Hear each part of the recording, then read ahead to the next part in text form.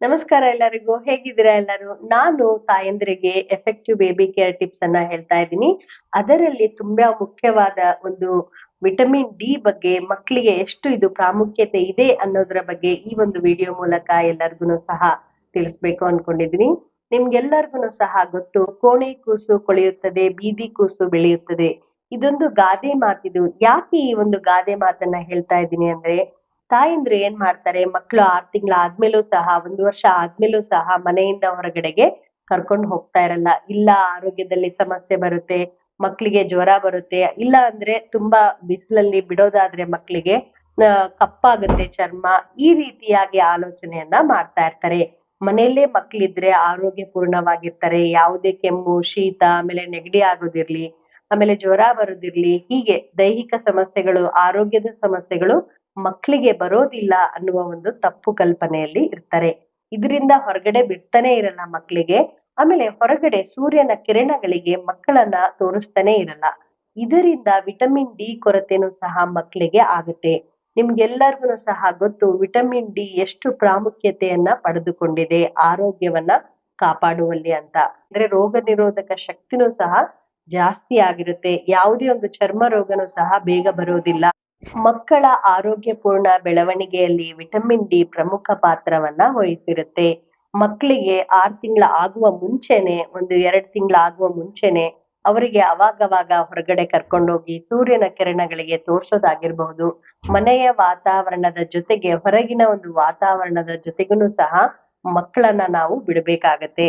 ಯಾಕೆ ಅಂದ್ರೆ ಹಲವಾರು ದೈಹಿಕ ಸಮಸ್ಯೆಗಳು ಒಂದೇ ಸರಿ ನಾವು 1 ವರ್ಷ ಆದ್ಮೇಲೆ ಮಕ್ಕಳಿಗೆ ಹೊರಗಡೆ ಕರ್ಕೊಂಡೋಗೋದು, ಸುತ್ತಾಡ್ಸೋದು ಹೀಗೆಲ್ಲ ಮಾಡ್ದಾಗ ದೈಹಿಕ ಸಮಸ್ಯೆಗಳು, ಆರೋಗ್ಯ ಸಮಸ್ಯೆಗಳನ್ನು ಸಹ ಬರುತ್ತೆ.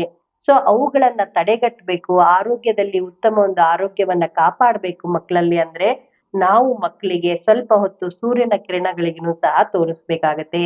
ಮನೆಯ ಒಂದು ವಾತಾವರಣದ ಜೊತೆಗೆ ಹೊರಗಿನ ಒಂದು ವಾತಾವರಣಕ್ಕೆ ನಾವು ಮಗುವನ್ನ ರೂಢಿ ಮಾಡ್ಬೇಕಾಗತ್ತೆ. ನಿಮ್ಗೆಲ್ಲರಿಗೂ ಸಹ ಗೊತ್ತು, ಸೂರ್ಯನ ಒಂದು ಕಿರಣಗಳು 9 ಗಂಟೆ ಆಗುವುದಕ್ಕೆ ಮುಂಚೆ ಯಾವ ಕಿರಣಗಳು ಬರುತ್ತೋ ಆ ಒಂದು ಕಿರಣದಲ್ಲಿ ವಿಟಮಿನ್ ಡಿ ಇದ್ದೇ ಇರುತ್ತೆ. ಈ ಒಂದು ವಿಟಮಿನ್ ಡಿ ಎಲ್ಲಾ ತರದ ಆರೋಗ್ಯಪೂರ್ಣ ಪೋಷಕಾಂಶಗಳನ್ನ ದೇಹಕ್ಕೆ ಅಂದ್ರೆ ಈ ಒಂದು ಮಗುವಿನ ದೇಹಕ್ಕೆ ಏನೆಲ್ಲ ಬೇಕೋ ಅವುಗಳನ್ನೆಲ್ಲ ಒದಗಿಸಿಕೊಡುತ್ತದೆ.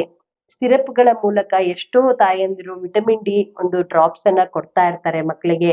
ಆದ್ರೂನು ಸಹ ನಾವು ಮನೆಯ ವಾತಾವರಣದ ಜೊತೆಗೆ ಹೊರಗಿನ ಒಂದು ವಾತಾವರಣಕ್ಕೆ ಮಗುವನ್ನ ರೂಢಿ ಮಾಡ್ಬೇಕು. ಅವಾಗವಾಗ ಬೆಳಗ್ಗೆ ಮತ್ತು ಸಾಯಂಕಾಲ ಮಕ್ಕಳಿಗೆ ಹೊರಗಡೆ ಸ್ವಲ್ಪ ಹೊತ್ತು ನಾವು ಸುತ್ತಾಡ್ಸಿದ್ರೆ ಇದರಿಂದ ಅವರ ಆರೋಗ್ಯದಲ್ಲಿ ಯಾವುದೇ ತರದ ಏರುಪೇರನ್ನ ಅವರು ಕಾಣೋದಿಲ್ಲ. ಆಮೇಲೆ ಒಳ್ಳೆಯ ಒಂದು ಆರೋಗ್ಯನೂ ಸಹ ಅವರಲ್ಲಿ ವೃದ್ಧಿ ಆಗುತ್ತದೆ. ನಿಮ್ಗೆಲ್ಲರಿಗೂ ಸಹ ಗೊತ್ತು, ವಿಟಮಿನ್ ಡಿ ಕೊರತೆಯಿಂದ ಚರ್ಮ ರೋಗಗಳು ಸಹ ಬರಬಹುದು. ಆಮೇಲೆ ಮೂಳೆನೂ ಸಹ ಅಷ್ಟು ಗಟ್ಟಿಯಾಗಿ ವೃದ್ಧಿ ಆಗೋದಿಲ್ಲ. ತುಂಬಾ ಒಂದು ಸೂಕ್ಷ್ಮ ಸ್ವಭಾವದ ಮೂಳೆಗಳಿರುತ್ತೆ. ಆಮೇಲೆ ರೋಗ ನಿರೋಧಕ ಶಕ್ತಿನೂ ಸಹ ಮಕ್ಕಳಲ್ಲಿ ತುಂಬಾ ಕಡಿಮೆ ಇರುತ್ತೆ. ಈ ಒಂದು ವಿಟಮಿನ್ ಡಿ ದೇಹದ ಆರೋಗ್ಯಪೂರ್ಣ ಬೆಳವಣಿಗೆಯಲ್ಲಿ ಮಹತ್ವಪೂರ್ಣ ಒಂದು ಅಂಶವಾಗಿ ನಾವೆಲ್ಲರೂ ಸಹ ನೋಡ್ತೀವಿ. ಸೊ ಈ ಒಂದು ಕೊರತೆಯನ್ನ ಮಗುವಲ್ಲಿ ನಾವು ಕಾಣಬಾರ್ದು ಅಂತ ಹೇಳಿದ್ರೆ, ಮನೆಯ ಒಂದು ವಾತಾವರಣದ ಜೊತೆಗೆ ಹೊರಗಡೆ ಸೂರ್ಯನ ಬೆಳಕನ್ನು ಸಹ ನಾವು ಮಕ್ಕಳಿಗೆ ರೂಢಿ ಮಾಡ್ಬೇಕು. ಇದರಿಂದ ಒಳ್ಳೆಯ ಒಂದು ಆರೋಗ್ಯ ಮಗುವಿನಲ್ಲಿ ವೃದ್ಧಿ ಆಗತ್ತೆ. ಸೊ ಈ ಒಂದು ಸಲಹೆ ತುಂಬಾ ಉಪಯುಕ್ತ ಆಗಿರುತ್ತೆ ಎಲ್ಲಾ ತಾಯಂದ್ರಿಗೂ ಅಂತ ನಾನು ಭಾವಿಸಿದೀನಿ. ನಿಮಗೆ ವಿಡಿಯೋ ಇಷ್ಟ ಆದಲ್ಲಿ ನನ್ಗೆ ಕಮೆಂಟ್ ಮಾಡಿ, ಮತ್ತೆ ಉಪಯುಕ್ತ ಅನ್ಸಿದ್ರೆ ಬೇರೆಯವ್ರ ಜೊತೆಗೆ ಶೇರ್ ಮಾಡಿ. ಮತ್ತೆ ಮುಂದಿನ ಸತಿ ಒಂದು ಒಳ್ಳೆಯ ವಿಷಯದ ಜೊತೆ ನಿಮ್ ಮುಂದೆ ಇರ್ತೀನಿ. ಅಲ್ಲಿವರೆಗೂ ನಮಸ್ಕಾರಗಳು.